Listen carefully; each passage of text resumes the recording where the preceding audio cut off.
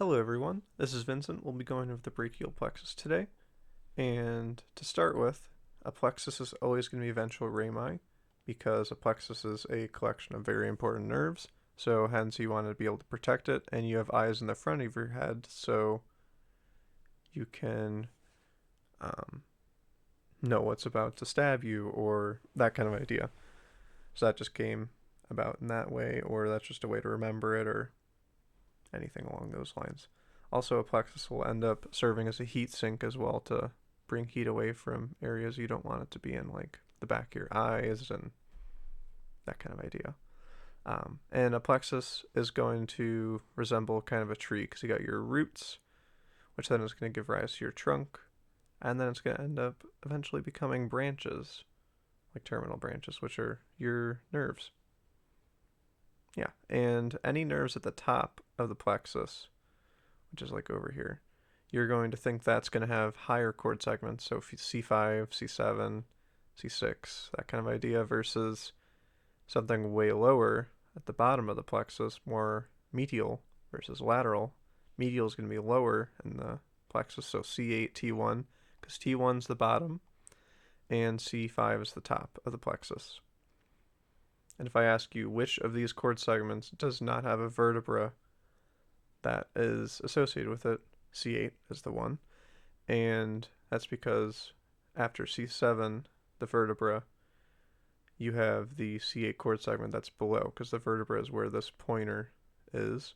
And you have C7 root above it versus the C8 root is below it. And then after that, you have the T1 vertebrae, and then below that you have T1. So keep that in mind where that switch happens, where the vertebrae were below the chord segment they were associated with, and then right here is where they switch to where the chord segment is below the vertebra. So keep that in mind. And like we were talking about, a root will become a trunk. So you have a superior trunk, a middle trunk, and an inferior trunk, which come from the roots. And then those trunks will then split into two divisions per trunk. So you have an anterior and a posterior division per trunk. So you end up with 6 divisions. All of the posterior divisions are going to end up going to the posterior chord, which, by the way, anything with posterior in the name is going to be posterior, which makes sense. And then anything anterior from anterior divisions is going to end up anterior. So that's why they're showing it like that, where the posterior chord gives rise to the axillary and radial nerves, which are posterior to the lateral and medial chords, which then give rise to the other nerves there.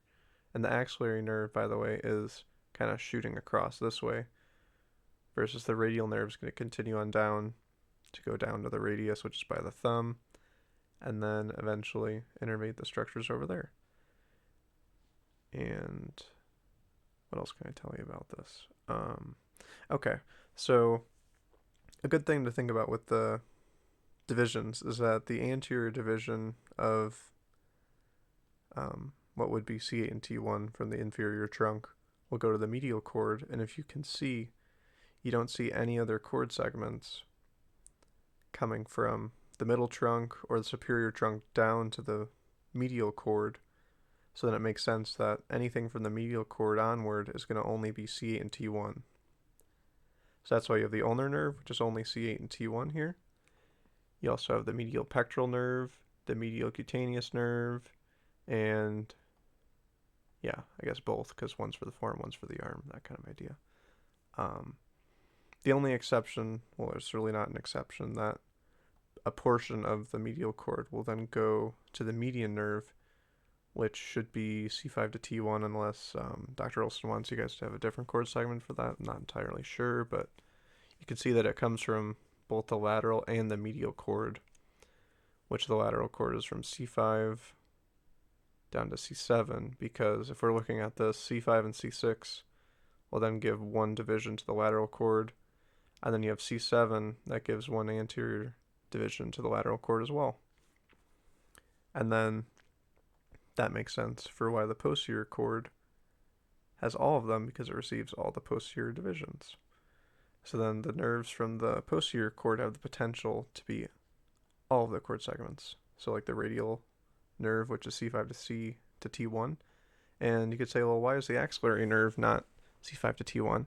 Well, like we were talking about, the axillary nerve doesn't go all the way down, so it doesn't need all those cord segments. Because if you look at a dermatome map, the T1 dermatome is going to be more towards the pinky side of the body versus towards the thumb, which is lateral. You're going to see more C5, C6 kind of area. So then if I tell you axillary, and since the nerve is kind of behind here, so it's not this, but it's that offshoot, if that makes sense.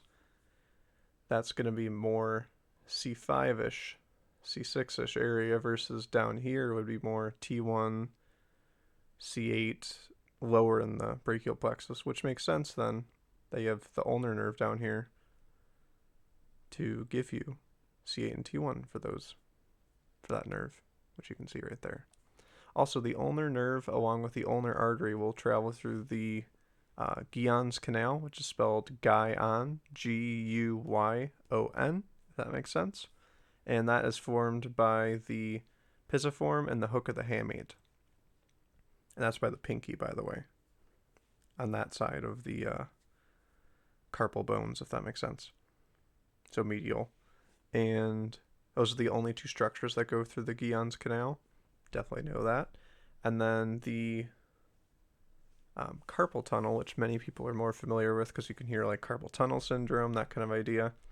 That's from the flexors, the tendons of the flexors that go through the carpal tunnel that become inflamed or somehow, some way, shape, or form. The nerve that travels through there, which by the way is the median nerve, will travel through the carpal tunnel.